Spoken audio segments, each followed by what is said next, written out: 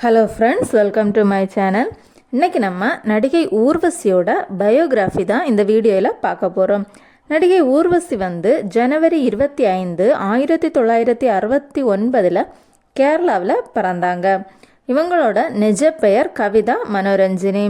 இவங்க தமிழ், தெலுங்கு, மலையாளம், கன்னடம் அப்படிங்கிற மொழிகளில் நிறைய படங்கள் நடிச்சிருக்காங்க.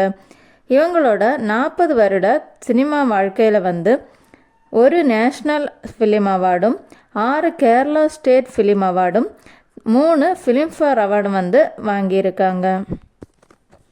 1980 இருந்து தமிழ், மலையாளம், தெலுங்கு, கன்னடம் இந்த மொழிகளில் எல்லாம் முன்னணி நடிகையாக இவங்க இருந்திருக்காங்க.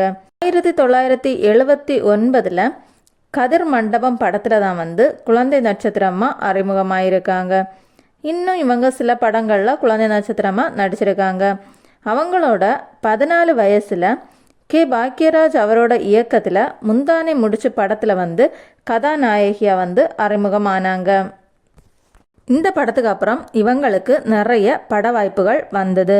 1984 ஒரே வருஷத்தில் 15 படங்கள் வரை நடிச்சிருக்காங்க. அந்த காலத்தில் ஒரே வருஷத்தில் நிறைய படங்கள் நடித்த நடிகை அப்படிங்கிற பெருமைக்கு உரியவங்க. இவங்க தமிழ், தெலுங்கு, மலையாளம் இப்படி எல்லா மொழிகள்லையும் எல்லா நடிகர்களுக்கு கூடயும் நடிச்சிருக்காங்க. நடிகர்களுக்கு ஈக்குவலான கதாபாத்திரத்திலையும் நடிச்சிருக்காங்க.